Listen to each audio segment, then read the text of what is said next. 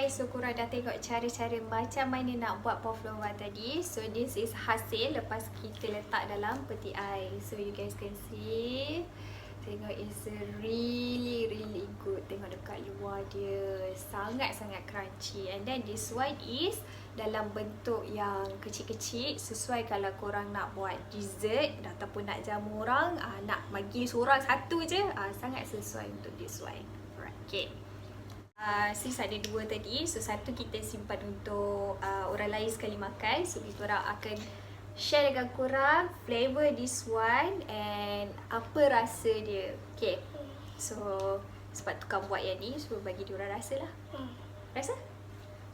Kita bagi ni dulu. Okay. Asal tak tunjuk hiasan atas sekali? Dah. Okay. So rasa dulu. Rasa lah. Tunjuklah, tengoklah kat depan. Saya Tak adalah semua gigit semua, gigit sikit-sikit je lah.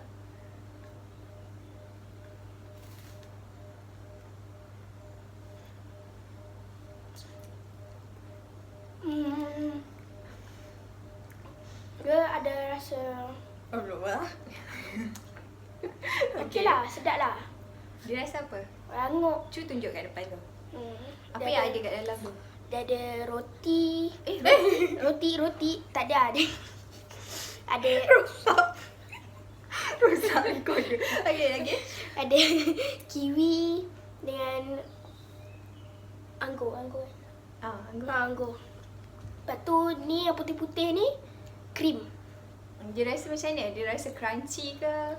Adalah crunchy, lepas tu lemak. Rasa lemak. Okay. Lemak dia rasa lemak. Tahu lemak. kat mana lemak dia. Lemak. Okay. So, Chris Wadi pula. Yang paling kecil. I'm a Pavlova lover. Dulu selalu makan Pavlova. So mari kita bandingkan. Sudah.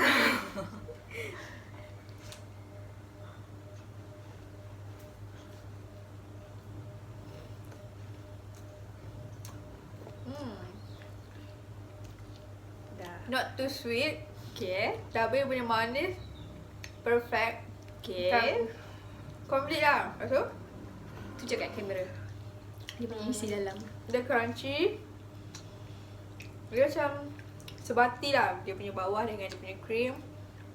Lepas tu kan macam kalau dalam manis taklah boleh masak. Macam perfect lah, perfect. Krim nak jatuh. Okay. So, this one I shall try. Tuan yang buat pun dia kena try juga. Nak tahu kan jadi ke tak. Bismillahirrahmanirrahim. Okay. Close up sikit. So, kalau siapa nak tahu macam mana rupa kat dalam, ini rupa dia. Okay, so pavlova ni actually kalau korang biasa makan, dekat dalam ni dia rasa macam marshmallow. Okay, kalau perasan kat dalam ni. Tutup sikit dengan tangan. Okay, tak nampak Dia macam ada marshmallow sikit kat dalam ni. Dia macam gebu-gebu sikit. Dan kat luar ni dia sangat-sangat crunchy. And this one is a whipping cream. Okay, so whipping cream ni dia akan seimbangkan dan dia rasa macam aiskrim macam tu. And buah kat atas ni korang akan rasa macam dia macam mengurangkan lah rasa manis. So it's much better untuk korang pilih buah yang macam asam supaya dia sesuai dengan rasa manis. Yes, dia rasa complete. Okay. Okay. So Aisyah dah share resepi dekat bawah, and then video sebelum ni pun Aisyah dah share cara macam mana nak buat pavlova ni. So kita orang nak sambung makan.